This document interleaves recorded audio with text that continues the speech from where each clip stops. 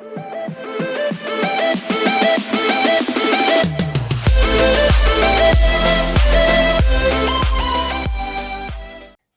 पशुपालक मित्रांनो, स्वागत आहे आपल्या भेटगुरु या युट्यूब चॅनलवरती. पशुपालक मित्रांनो, आजच्या व्हिडिओमध्ये आपण आपले जे गाभण गाई म्हैस आहेत किंवा आपले जे पहिल्या वेताच्या गाभण कालवडी आहेत त्यांच्यामध्ये आपण कुठले औषधं वापरायचे की ज्यामुळे आपल्या पशूंची म्हणजेच आपल्या गायीची, म्हैसची किंवा आपल्या कालवडींची जी कास आहे तिची जी वाढ आहे ती चांगल्या पद्धतीने होण्यासाठी फायदा होईल. त्यासोबतच आपण त्यांच्या काशेला निरोगी ठेवण्यासाठी कुठल्या औषधांचा वापर करायचा याबद्दलची सर्व माहिती आजच्या व्हिडिओमध्ये आपण घेणार आहोत. पशुपालक मित्रांनो, व्हिडिओ सुरू करण्याआधी आपल्याला एक विनंती आहे, आपण जर चॅनलवरती नवीन असाल तर चॅनलला सबस्क्राईब करा. आपल्याला जर व्हिडिओ आवडला तर व्हिडिओला लाईक करा आणि आपले जे पशुपालक मित्र आहेत त्यांच्यासोबत व्हिडिओ नक्की शेअर करा. पशुपालक मित्रांनो, दुग्ध व्यवसाय करत असताना आपण आपले जे गाभण पशु आहेत त्यांच्यामध्ये त्यांचा जो काशेचा विकास आहे तो चांगला होणे खूप गरजेचं आहे. त्यासोबतच आपल्या गाभण पशूंची कास आपण निरोगी ठेवणे तितकेच महत्त्वाचे आहे. तसेच आपल्या पशूंच्या काशेची जी इम्युनिटी आहे ती चांगली राहणे देखील खूप गरजेचे आहे.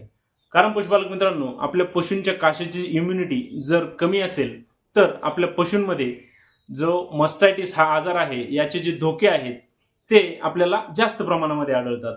त्यामुळे आपल्या पशूंच्या दुधाच्या उत्पादनावर याचा खूप निगेटिव्ह असा परिणाम आपल्याला पाहायला मिळतो. यासाठीच पशुपालक मित्रांनो, आजच्या व्हिडिओमध्ये आपण आपल्या गाभण गाई म्हैसमध्ये किंवा आपल्या कालवडींमध्ये त्यांना 9व्या महिन्यामध्ये कुठले जे 2 औषध आहेत त्यांचा वापर करायचा, ज्यामुळे आपल्या पशूंची कास तिची जी साईज आहे ती चांगल्या प्रमाणामध्ये वाढेल. त्यासोबतच आपल्या पशूंच्या काशेची इम्युनिटी चांगली राहील.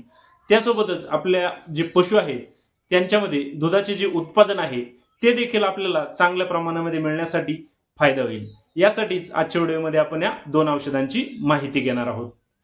पशुपालक मित्रांनो, यामधील पहिले औषध म्हणजे आपण आपल्या गाभण पशूंमध्ये वापरायचे ते म्हणजे लिक्विड व्हायटमिन एच. पशुपालक मित्रांनो, लिक्विड व्हायटमिन एच या औषधामध्ये बायोटिन दिलेले आहे, सेलेनियम दिलेले आहे, व्हिटॅमिन ए दिलेले आहे, व्हिटॅमिन D3 दिलेले आहे. पशुपालक मित्रांनो, या औषधामध्ये जे घटक दिलेले आहेत यांच्या वापरामुळे आपल्या पशूंच्या काशेचा जो विकास आहे तो चांगल्या पद्धतीने होण्यासाठी फायदा होतो.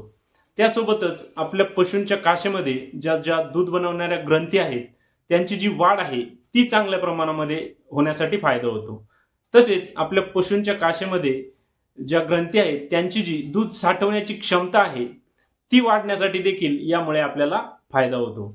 तसेच पशुपालक मित्रांनो, लिक्विड व्हायटमिन एच या औषधांमुळे आपल्या पशूंच्या काशेची जी इम्युनिटी आहे, जी रोगप्रतिकार शक्ती आहे ती वाढण्यासाठी देखील या लिक्विड व्हायटमिन एच या औषधामुळे आपल्याला आपल्या पशूंमध्ये चांगला फायदा होतो. यासाठीच पशुपालक मित्रांनो, आपण आपल्या गाभण पशूंमध्ये त्यांच्या शेवटच्या महिन्यामध्ये म्हणजेच आपल्या गायीमध्ये 9व्या महिन्यामध्ये आणि आपल्या म्हैसमध्ये 10व्या महिन्यामध्ये लिक्विड व्हायटमिन एच या औषधाचा वापर नक्की करायचा. पशुपालक मित्रांनो, या औषधाचा डोस आपण साधारणतः 10 ते 20 मिली दररोज याप्रमाणे हे औषध आपल्या पशूंमध्ये वापरू शकतो. तसेच पशुपालक मित्रांनो, आपल्या ज्या पहिल्या वेताच्या कालवडी आहेत किंवा रेडी आहेत त्यांच्यामध्येही आपण या औषधाचा वापर करणे खूप गरजेचे आहे. कारण पशुपालक मित्रांनो, आपल्या ज्या पहिल्या वेताच्या कालवडी असतात त्यांच्यामध्ये त्यांचा जो काशेचा वाढ आहे, त्यांची काशेचा जो विकास आहे तो चांगल्या पद्धतीने करणे देखील आपल्याला तितकेच महत्त्वाचे आहे. त्यासाठीच आपण त्यांच्यामध्ये आपण शक्यतो 8व्या महिन्यामध्येच किंवा 7.5 महिन्याचे असतानाच आपण या औषधाचा वापर आपल्या कालवडींमध्ये करायचा. तसेच आपल्या रेडींमध्ये आपण जर या औषधाचा वापर करणार असाल तर त्या ठिकाणी आपण त्यांच्यामध्ये 9व्या महिन्यामध्ये या औषधाची आपण डोस आपण द्यायला सुरू करायचा. आता आपण पाहूया पशुपालक मित्रांनो, लिक्विड व्हायटमिन एच या औषधाचा तर वापर आपण केलाय, पण त्यासोबतच आता आपण कुठले औषध वापरायचे की ज्यामुळे आपल्या पशूंची जी कास आहे तिची जी साईज आहे ती आपल्याला आणखी चांगल्या प्रकारे होण्यासाठी मदत होईल.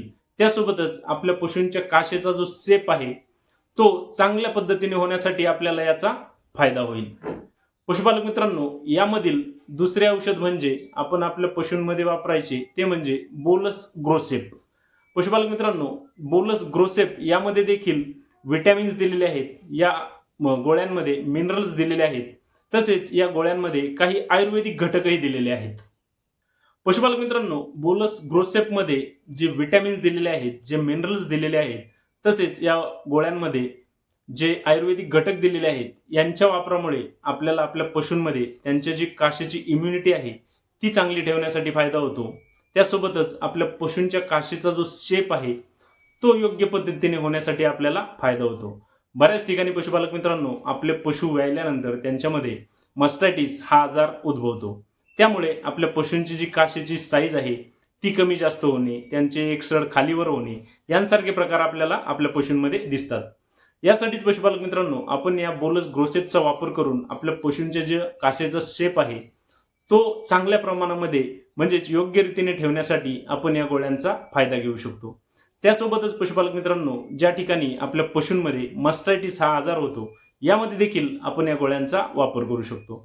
पशुपालक मित्रांनो, या गोळ्यांच्या वापरामुळे आपल्याला आपल्या पशूंमध्ये त्यांच्या काशेचा विकास चांगला होण्यासाठी फायदा होतो. त्यासोबतच आपल्या पशूंमध्ये त्यांची दूध देण्याची जी क्षमता आहे ती वाढण्यासाठी फायदा होतो.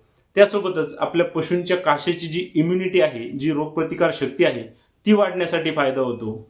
तसेच पशुपालक मित्रांनो, या गोळ्यांच्या वापरामुळे आपल्या पशूंमध्ये जर वारंवार मस्टायटिस आजाराचे धोके होत असतील ते कमी करण्यासाठी देखील आपण या बोलस ग्रोसेटचा वापर करून आपल्या पशूंना या सर्व आजारांपासून तसेच त्यांची जी कास आहे त्या काशेचा विकास आहे तो चांगल्या पद्धतीने ठेवण्यासाठी देखील या गोळ्यांचा आपण फायदा घेऊ शकतो.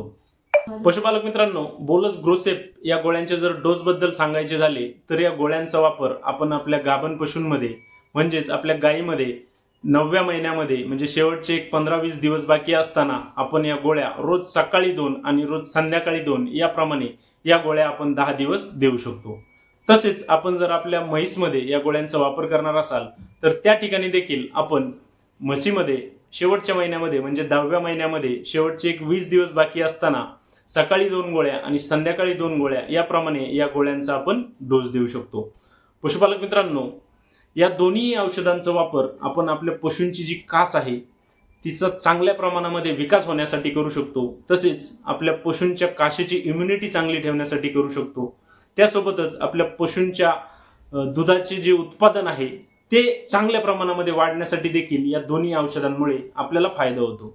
पशुपालक मित्रांनो, आपण जर हे औषधं वापरत असाल तर आपण याचा रिझल्ट घेतलाच असेल आणि आपण जर हे औषधं आजपर्यंत नसतीलच आपल्या पशूंमध्ये वापरली तर हे आपण औषधे एकदा वापरून पाहाच. या औषधांमुळे आपल्या पशूंची जी कास आहे ती नक्कीच चांगली होण्यासाठी आपल्याला फायदा होईल. पशुपालक मित्रांनो, आपल्याला जर आजचा व्हिडिओ आवडला असेल तर व्हिडिओला लाईक करा. आपण जर चॅनलवरती नवीन असाल तर चॅनलला सबस्क्राईब करा आणि आपल्याला जर कुठल्या शंका असतील तर कमेंट बॉक्समध्ये मला नक्की कळवा. धन्यवाद.